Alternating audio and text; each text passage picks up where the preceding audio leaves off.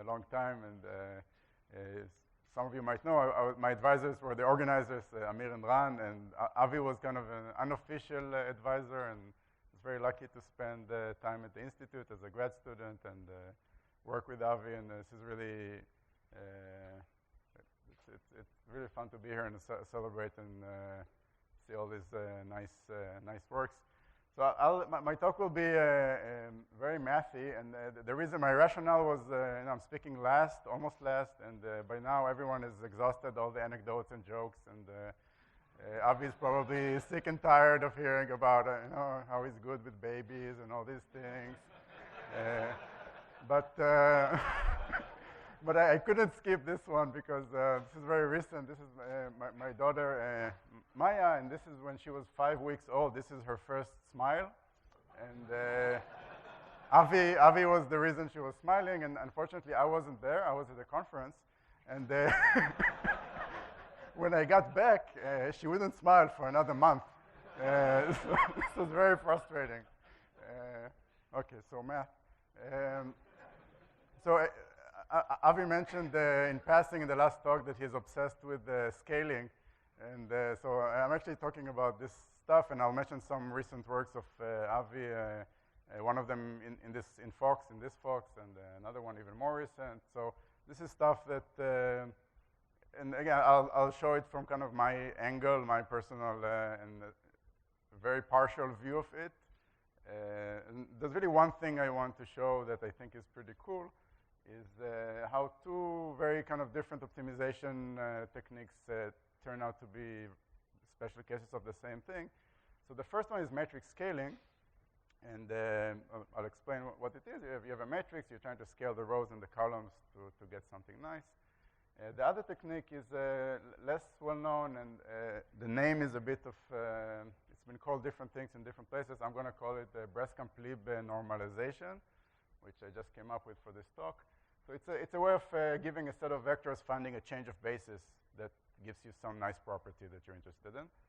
And by the end of the talk, I hope to show you both of these techniques and how they're actually special cases of something that can be viewed as scaling of matrices with blocks, where the entries of the matrix are themselves matrices.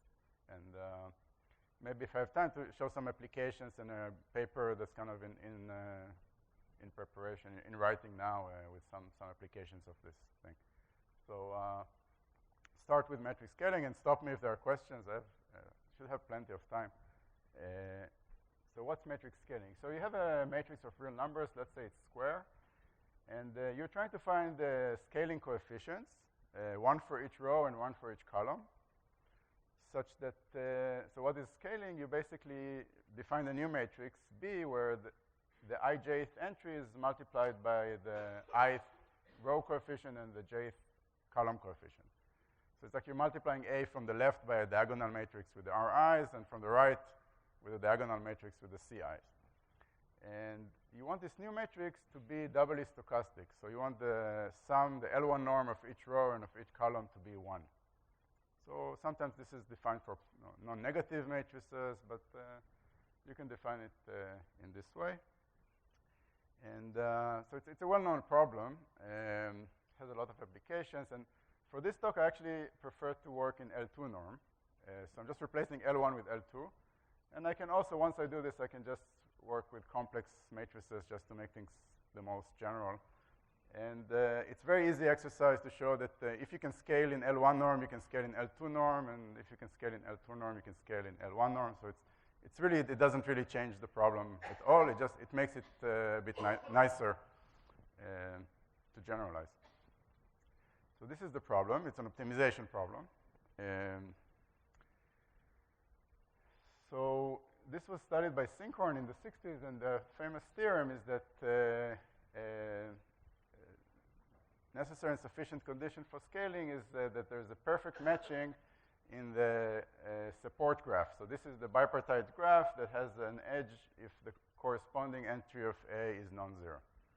So I'm lying a little bit, of course, in this kind of talk. Actually, this is equivalent to having epsilon scaling for every epsilon. So epsilon scaling is a scaling that the sums in rows and columns are 1 plus minus epsilon. But for practical purposes, having scaling for any epsilon is just as good as having a perfect kind of scaling. But you can forget about this comment. Another way of saying that there's a perfect matching in this graph is saying that the permanent of the matrix of the absolute values, this permanent is non-zero. So the permanent is just the sum over all perfect matchings of the product of the elements in the matrix. So every term is positive, and if there's a perfect matching, then one of them will just be positive, and if there isn't, then all of them are zero. So if the permanent is positive, you can scale the matrix. That's what the theorem says. Now, how do you show this? How do you prove this theorem? And this is, I think, one of Avi's favorite proofs to show. So you start with this matrix and you want to scale it. So you do this alternate minimization thing. You alternatively scale the rows and the columns. So you start by scaling the rows so that each row has sum 1. Then you scale the columns so that the norms are 1. So you might have ruined the row sums. But then you scale the rows again and the columns again and the rows and so on. And it converges to doubly stochastic matrix if the permanent is positive. And it's really, and I've never thought about the connection to zigzag until Omer's talk. So it's really something that needs to be kind of thought about if there's a connection. But the proof is just using the permanent as a progress measure. So it starts out positive, right? Because that's our assumption. And then you can show that at every step it keeps increasing, and you can quantify how much it increases as long as you're far from doubly stochastic. So if your distance to doubly stochastic is something, your permanent will grow by something else. And the way to do it is the AMGM inequality. So it's a very short, elegant proof, and I think it's very nice. So, okay. Any questions? What? It keeps increasing. Oh, sorry, I forgot to say. For that, it's maximized for doubly stochastic. It's bounded from. It goes up. It cannot go above 1 for any matrix where the rows are scaled. Sorry. So yeah. It's not. But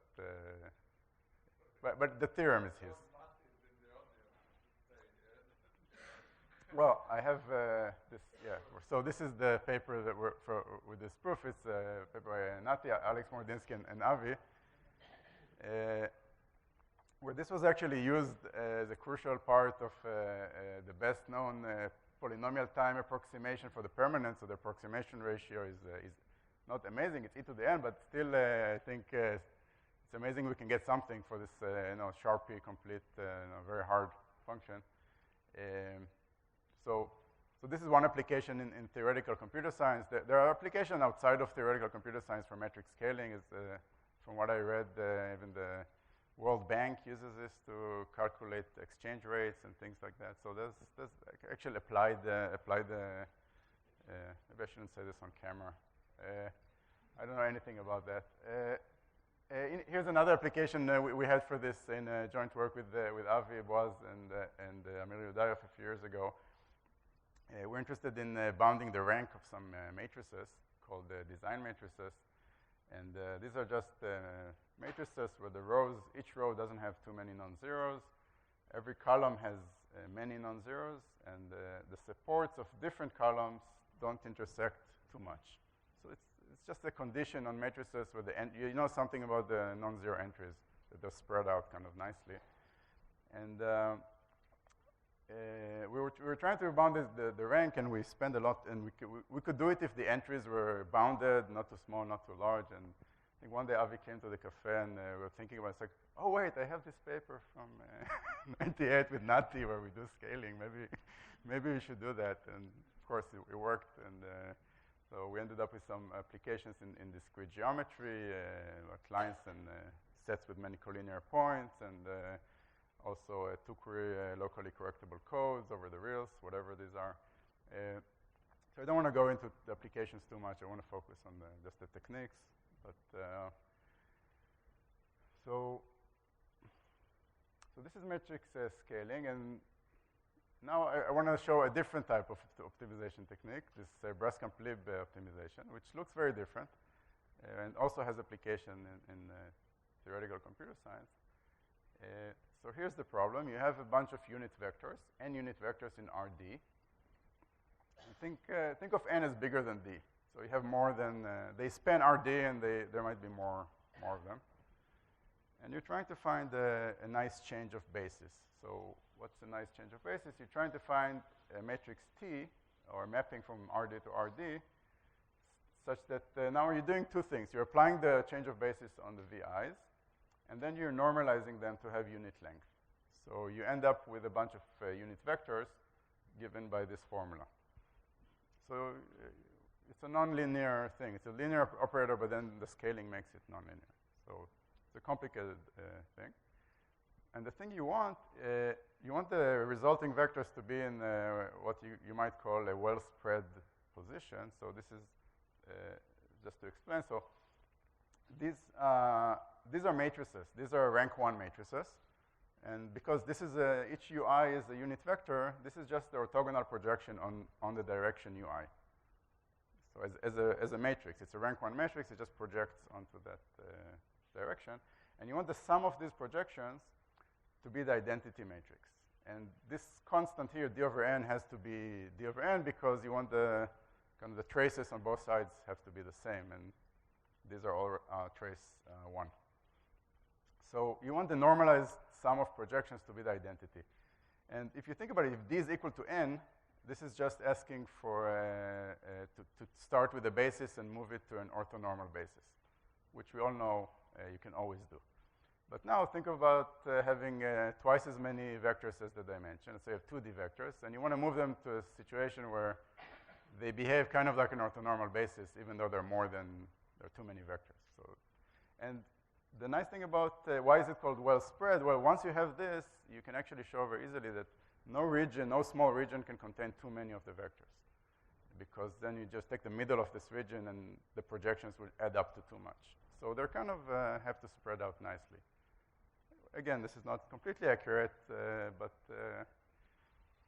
it's a useful thing to have. And it's not, this is not what the usual kind of SVD thing. It's because you have the normalization. So if you didn't have the normalization and you just wanted the sum to be the identity, then this is always possible. But because we're normalizing, we're asking something much more delicate here. Okay. Right. So see all the birthday cheer kind of disappearing out. I'm sorry. Okay. So there's a really amazing paper of Frank Barth that actually gives necessary and sufficient conditions, not just for this problem, but actually it's a more general problem where you have weights for the vectors that I'm not even mentioning. And the condition is a bit technical, so I won't say it, but it's you can phrase it in a way that says, well, you can do it as long as not too many of the vectors lie in a too low-dimensional subspace. If you think about it, that's also necessary condition. It's also a necessary condition because this kind of prevents you from separating them. So it's a very, very beautiful paper. And he actually comes, I mean, this is where the connection to this Brascamp-Lieb inequality comes in. And I'll show the Brascamp-Lieb inequality in the next slide, and maybe you'll see the connection. But the proof is looks at the following bizarre optimization problem. So given this set of vectors, you can define this optimization problem, the infimum over positive numbers, lambda 1 to lambda n, of the determinant of this matrix. So this is the sum of rank 1 matrices with these weights, divided by the product of the numbers to some power. And again, this power has to be here because otherwise this thing is not scaling invariant and things get weird. So this is another way to state it is the infimum of the nominator conditioned on the product of the lambda i's equaling 1. So it's, and again, this is very strange things to study to prove this. But what happens is that, okay, you look at this optimization problem and you say, okay, if it's positive, then you can find the change of basis. And the way BART does it is actually well, if it's positive, you can take log 1 over this thing, and then it's bounded, and you take the derivative, the partial derivatives at the maximizers, and magically you get this change of basis out of this. So it's a very, very strange paper. It took me a very long time to kind of stare at it, and I still didn't get it. And I think maybe by the end of the talk, I can show you a different proof of this that Avi and co-authors found that, well, makes a bit more sense. So this is this Brascamp-Lieb normalization. And so what is Brascamp-Lieb? Oh, maybe before that, just 2 applications of this in theoretical computer science that I know of. So the first one is a paper of Forster, which proved the lower bound on the sign rank of the Hadamard matrix and many other matrices, and which is equivalent to proving lower bounds on the unbounded error communication complexity. And he proved a special case of Bart's theorem for when the vectors are in general position. And again, this was, I don't think he was aware of Bart's work, or but he did it independently. And another application, again, I work with Avi and Shubhangi Saaf, is we use this for to prove lower bounds, the superquadratic lower bounds for 3-query locally correctable codes over the reals. Again, not saying exactly what these are, but some coding problem that we were interested in. And so now I want to show the Brascamp-Lieb inequality and maybe where this optimization problem comes in, and then we'll move to metric scaling for matrices. So here's the Brascamp-Lieb inequality. This is some data. The data is, well, n vectors in RD. And now you have numbers, P1 to Pn, such that there's some conditions, some scaling condition, sum 1 over Pi equals to D. So in the previous example, I just set them all to be equal to the same thing, to D over N, or N over D. But you can take any scale, any weights. And now you have this inequality that may or may not hold. So we don't know if it holds, but the interesting question is, for what data does this inequality hold? The inequality is a functional inequality. You have a bunch of functions, n functions, non-negative functions over the real numbers. Each fi has to be in LPI, so the bounded Pi norm. And you have this inequality that says the integral over RD of the product of the fi's, where each fi is applied on a projection of x, the input at dx, on the direction vi, this should be at most some constant times the product of the norms. So it looks terrible, but this is actually, I mean, special cases of this are well known to all of you, like, you know, Cauchy-Schwarz, Holder, many other, Young's inequality. So a lot of very useful functional inequalities are special cases of these, where you pick the VIs to be, you know, sometimes they're just the standard basis, or very, very simple things give you very strong inequalities. But you can ask, this is like the mother of all of these inequalities. And so it's a very interesting question to understand when is this constant C finite? So this constant C depends on the data, on VIs and PIs. And the question is if it's finite, if it's really, and it looks like a very difficult question because you have to optimize, basically you have to take this left part divided by the right part, that's C, right? And you want to optimize it, maximize it over all functions, which is a really bad thing to try to do. But luckily there's a famous theorem of Lieb that tells you that it's enough to prove this for centered Gaussians. So the FIs are, instead of arbitrary functions, you can just take a centered Gaussians, which are just one parameter family. So you just have to say what the variance of each one is.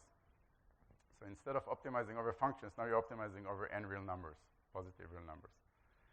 And if you plug it in and use your, you know, take out your integral tables, you actually get this this optimization problem that Bart looked at before. So This is just the ratio. So this is the inverse of C. So it's kind of the right part divided by the left part when you plug in Gaussians. Yes? There's a parameterization on the left, but it's bound, on the left, but it's bound on the right. I just want to understand what you mean by this parameter. Where do you? The subscript I. Here? On the left. The C, VI, PI. Oh, okay. No, I'm just saying this is C of the vector of all the VIs and all the PIs. Yeah, it's just take all the data and you get C. C is just the maximum of the left part divided by the norms. It's the best possible constant you can get for this data for over all functions. So basically, the Lieb's theorem says that this C is maximized. This maximum is obtained for Gaussians. Well, whatever side you, if it's the yeah, this is minimized for Gaussians. The point is that I is a dummy variable on the left-hand side. Yes, yes. This is an abstract notation. You're supposed to feel it, right? Sorry. Any one-line answer for why Gaussian suffice? Well, the proof is. I'm not an expert, but the proof does this iterative kind of convolution, and whatever you start with becomes a Gaussian, and I think the value can just increase. Or I think there's the intuition from physics that I don't have, unfortunately. Entropy. Good. Just see. Okay. So. Right, so what happens is, if you're interested in this question, like Bart, you study this optimization problem, and then if you're a serious mathematician, you study its maximizers and the uniqueness, and all. You do everything kind of till the end, and you end up with this change of basis that actually takes, it takes the Brascamp-Lieb data here and gets another Brascamp-Lieb data, and then you can show that if you have this nice well-spreadness condition, if the sum of the projections is the identity, then this constant is 1.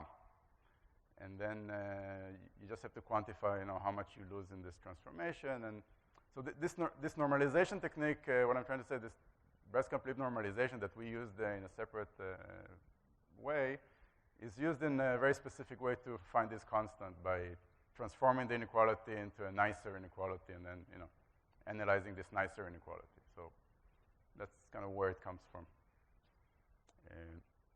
Okay. So here's the paper that I mentioned before of Avi and Ankit Garg, Leonid Gurvits, and Rafael Olvera from this. I don't know if it's the one from this. So there are two papers. The one about computing the Brascamp-Lieb constant is, I think, not in this. So this is the second paper. But there are two papers. One is in this box, and one is, I don't know if it's the next one, probably. About, well, I mean, can you, given the data, can you actually compute this constant? And it's as Avi said, he's been obsessed with this for a while. And if you've seen him give a talk about these things, it's a 3-hour talk that he only has time to talk about the first. He writes a long list of things, and he talks about the first one for 3 hours, and apologizes for not talking about the rest. Yes. I always go to these talks again and again, hoping you'll get to the second item, and it never happens. So I'll do a very bad job, I think, about explaining their work, but just to give an idea. Okay. So here's another way to kind of find or compute this constant, which is going to maybe tie back to this matrix scaling thing. And I think this is also very close to how Forster proved his result, but again, for a special case. So you do this thing of left-right normalization. So we'll see why it's called left-right in a minute. But so you start with these vectors, and you want to find this change of basis. So what you do, you first find the change of basis T such that without the normalization, these images satisfy this condition that the sum is the identity. So you can always do this because the vectors are spanning. This is just kind of SVD. Now you do right normalization, which is just scaling them back to unit length. So this might ruin this property. But now you just do it again. and scale again, and repeat, alternate between these two things. And if you're lucky, you'll end up getting both at the same time. And the proof that this works is, well, looking at this optimization problem, this Brascamp-Lieb problem. And again, here I'm fixing all the PIs to be n over d. But you can do this with arbitrary constants. So if this progress, so you're using this an infimum as a progress measure, and it starts positive, like the permanent, and at every step it increases unless we're done. So what is done? Done means that we have this condition that we're interested in. So if we are far from this, this progress measure is going to increase by something that we can quantify. And again, this can only, it's always bounded by 1, and once you get to 1, you can actually use, at every step, you know how your actions affect the constant C, like in Gaussian elimination, when you do some operations, you know how it affects the determinant, for example, and you can go back and calculate the determinant based on that. So it's a similar thing. You can just keep track of what you've been doing and then kind of multiply back until you get the original constant. So this gives the algorithm in their paper. And there's, again, what they're actually doing is a much more general thing. There's a high dimensional Brascamp-Lieb with, instead of vectors, you have a family of linear transformations. And so things are actually much more general than this. So any questions up to now? All right. So now I get to the part that I think maybe Avi doesn't know. So yeah.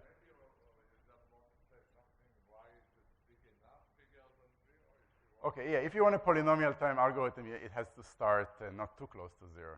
And a large part of the paper, I think, is making sure you're starting with, but for the applications that I mentioned before, it actually doesn't matter that this is polynomial time because this algorithm is just a proof of existence. But yeah, if you actually, for example, approximating the permanent, you have to make sure you're starting at something that's noticeably large than 0.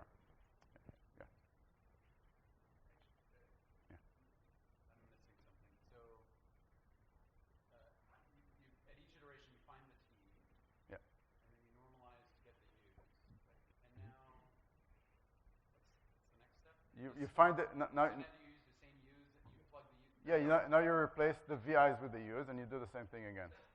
Okay, and the final T that you're going to output at the end of the day is the composition of those T's that you found along the way. Like somehow the nonlinearity of the right step is. Eventually.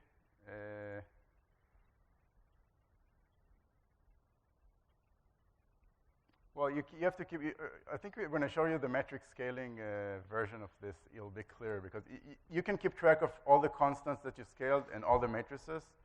And it is the composition of everything because the scaling, you can do the scaling at any step at the end.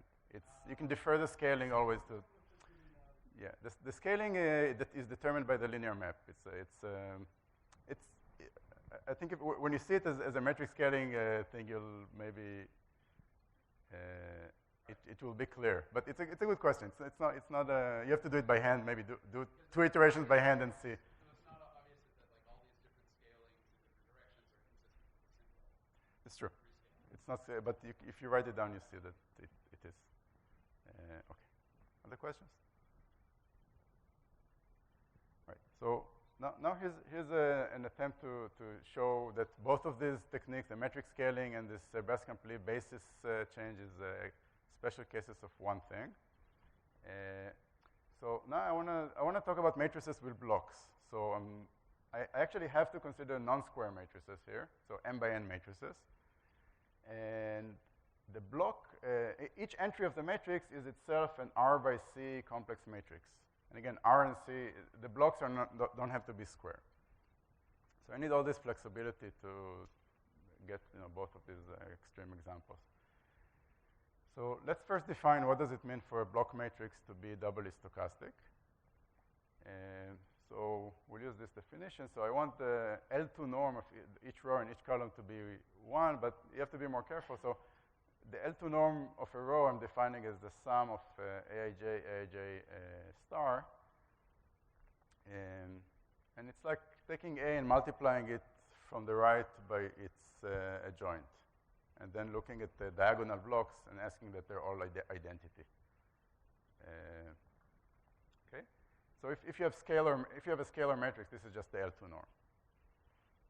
And now the columns you have to normalize by some constant because the number of rows and columns and C and R might be different, and this constant is just determined by taking the trace of both sides. You need if you take the sum of I of this and the sum of j of this, and you take the trace, you have to get the same number. So it's just a scaling condition. So if the row sums are 1, the column sums might have to be larger because there are just more rows than columns, or something like that. Okay. Yeah.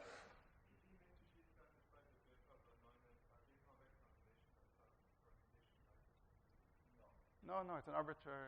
No, he's asking whether the analog of the non-negative, the Birkhoff or Neumann. You're talking about squares. Yeah, so I don't think I can answer that. I don't know. the crossless body is not the answer. Thank you. Maybe I should share my suggestion that for Avi's 70th birthday, he should give all the talks. Unprepared, so the committee will choose the topics, and he'll show up and have to give it unprepared lectures on the board on all of them. I think I would enjoy that tremendously. Okay, so for scaling in this setting, I'm asking for scaling coefficients that are matrices themselves. So each row I want to multiply by an R by R matrix. So remember, this is the size of the number of rows in each block. And I want for the columns, I want C by C matrices. And you can ask for this to be, well, I want them to be invertible, but you can actually ask them to be PSD if you want. And now the scaling is, I take each element Aij and I'm multiplying it from the left by Ri and from the right by Cj. So the dimensions kind of make sense. And this is, again, like multiplying this big matrix by a diagonal matrix from the left with the Ri's and a diagonal matrix from the right with the Ci's. So this really generalizes scaling. So the question is, if well, given a matrix, can you find the coefficients that make it doubly stochastic?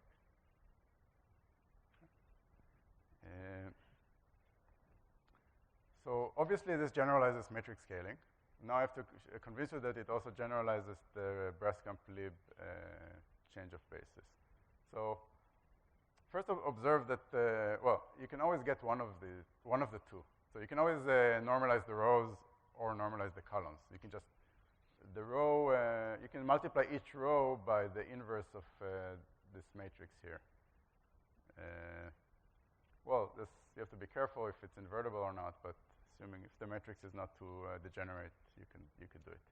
But you can always normalize the columns, but the question is really getting both at the same time. Okay, so this is the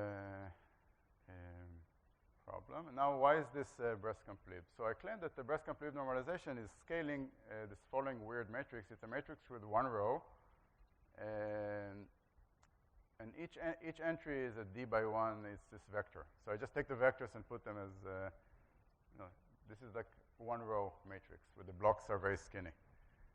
And now, what does it mean to find the scaling of this that's doubly stochastic? Well, you have one row coefficient, which is just a change of basis you're looking for. Well, you're applying this.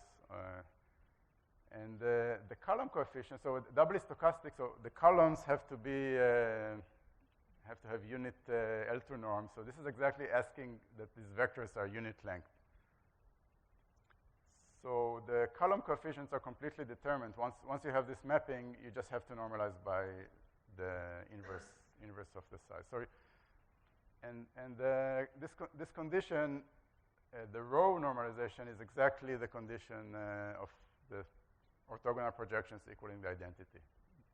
And I have this constant is, I probably have to move the constant somewhere else, but it's where it should be.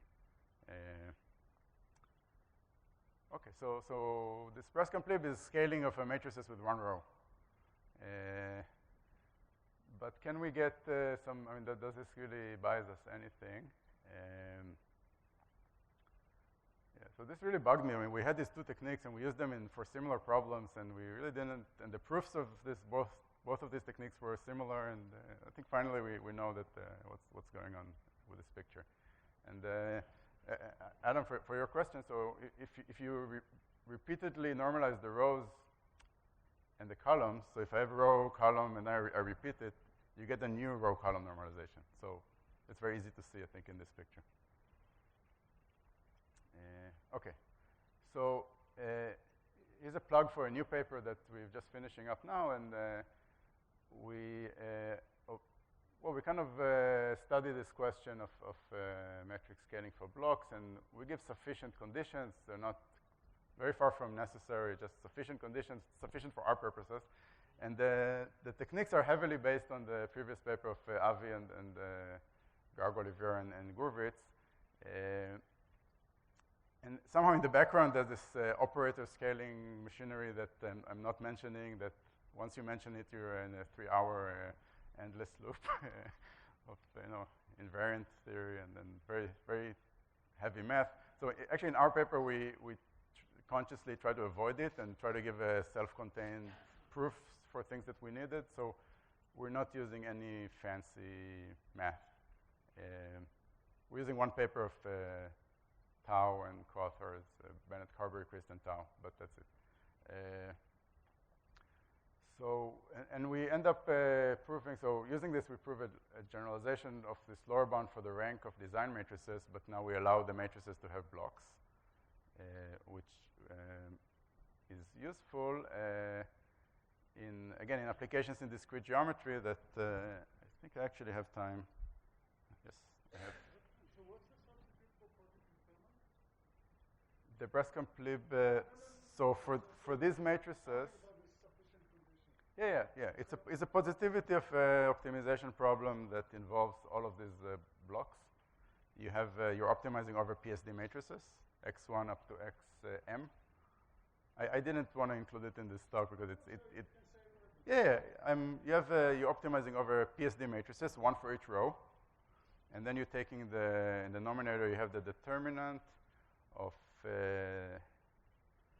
you have a product of determinants, one for each column. And in each column, you have the sum of aij x I aij star.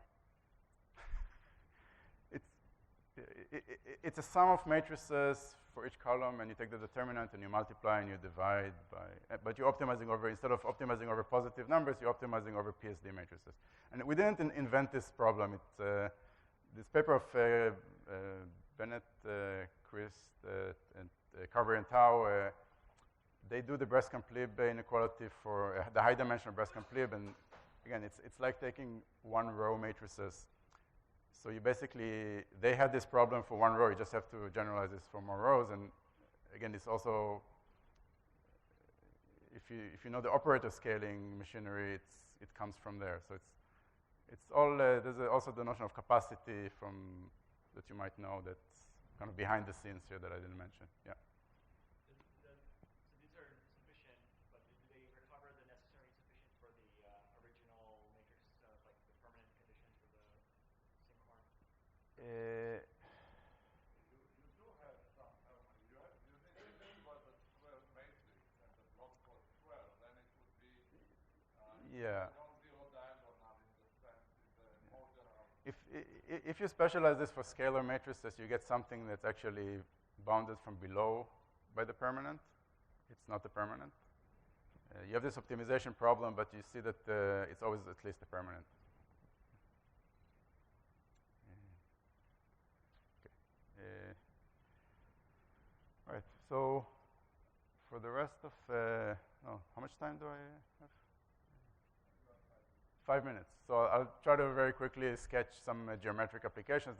We have several ones. So just the one that I'm most happy about is rigidity. So I've been trying to prove things about matrix rigidity for many years, and I couldn't. So unfortunately, this is about a different kind of rigidity. Structural rigidity.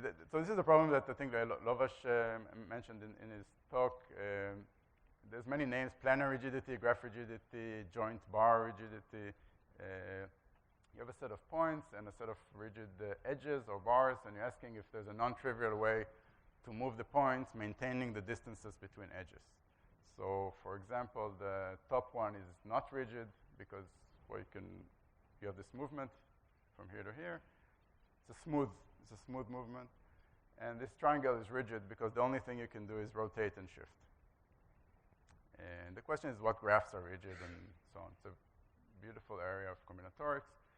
And notice that if you're counting kind of degrees of freedom, there's always 3 degrees of freedom, the rigid motions. So a shift has 2 degrees of freedom, and then rotation is 1 more. So it's like a 3-parameter family of movements, and I'm being non-formal on purpose. There's a famous theorem of Laman that characterizes all the rigid graphs, or all the minimal rigid graphs, and I'm not going to repeat this. And so we're actually looking at a different type of rigidity in this paper. We're looking at rigidity. We have a set of points and a set of collinear triples. So in this case, you have 7 points and 5 collinear triples. It's like a hypergraph that you're given and a set of points that satisfy these conditions. And notice that you can always do a projective transformation that keeps all collinear triples collinear. So it's easy to see you have 6 degrees of freedom by an affine transformation, 2x2 matrix and a shift. But you can actually do a projective transformation which involves points at infinity, so this buys you a bit more. So you can do 8 degrees of freedom. But the question is if you can do more. And you can define this notion of rigidity. R is saying that a set of points and a set of triples are rigid if there are R degrees of freedom that you can have moving this set of points, keeping all these triples collinear. And the idea, I mean, the long-term goal would be to maybe understand which configurations are 8 rigid. So 8 would be the rigid kind of definition. As far as I know, this wasn't really studied systematically. I'm trying to find out. Maybe I'm just unaware of. So if anybody knows about this kind of question, be happy to know about it.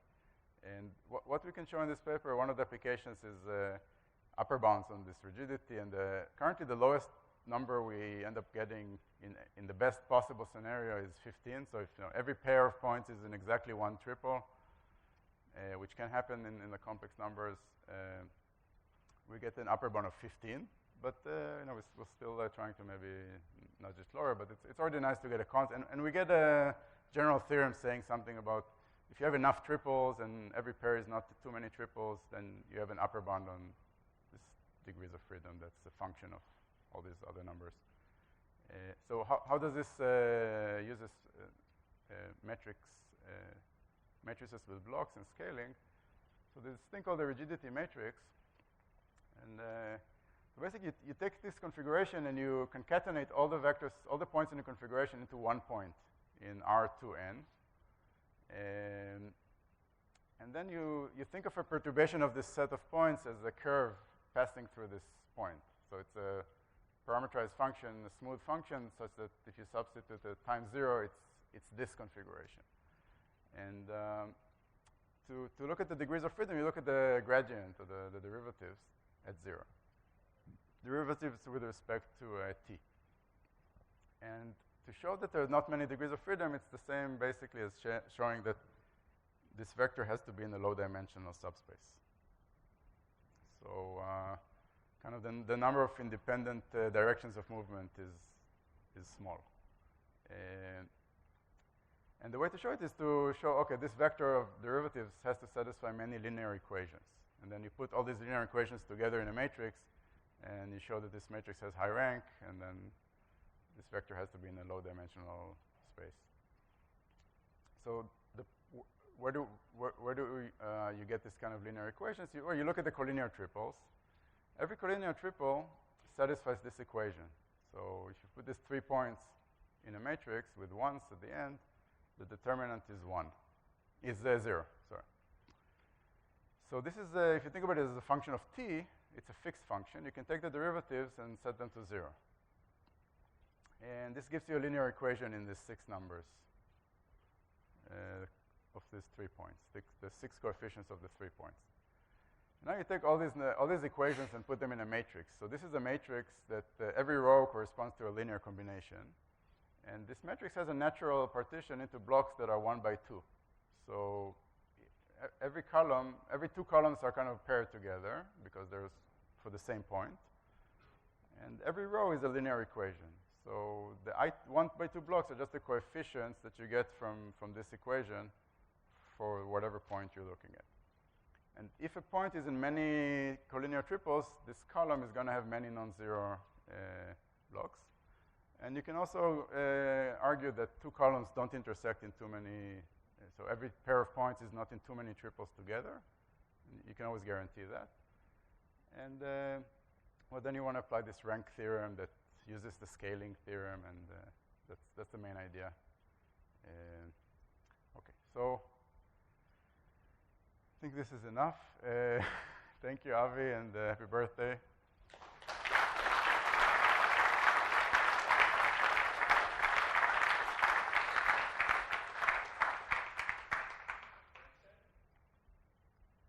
Yes? I have a remark about the reference to Sinkhorn. Yeah. I once gave a talk where I did something like this, and Alex, I believe he was in the audience, and he said that the paper was not in Avi, and the reference to that. And then after some time he came to me and said, actually, I gave this talk in Hungary, and the Hungarian said this is the Hungarian matching algorithm. And then I read about it a bit, and I traced back to Jacobi. Oh, okay. Jacobi has it's actually an augmenting parameter.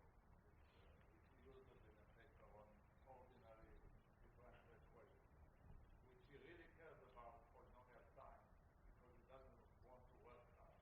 And it's really something that one of the algorithms mathematicians found out, like Euclid GCD and Gauss, because he didn't want to compute too much.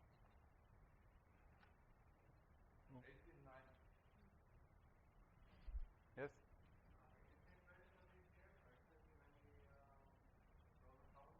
Again? Infinite versions. Not that I know of. But you can imagine versions where the rows have different width and the columns have different width and things like that. Yes? Again? Yeah. It's a smooth movement. It's a local movement. Yeah. You can think of more. I mean, there are other questions you can ask. Global, unique stuff. But yeah, global rigidity. But this is a smooth local kind of perturbation. Well, you always have 8 degrees of freedom, and we're bounding it by some other number that's bigger.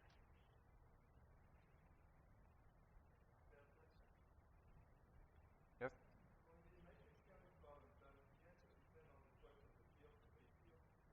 Yeah, so everything here is over the complex numbers. Over FP, I don't know any interesting results. It's a good question. I mean, a lot of these rank bounds for design matrices, I mean, it's an extremely interesting question to generalize them for finite fields, and I don't know any way to do it. What's the norm condition? I don't know. I mean, I don't even know how to start to think about it.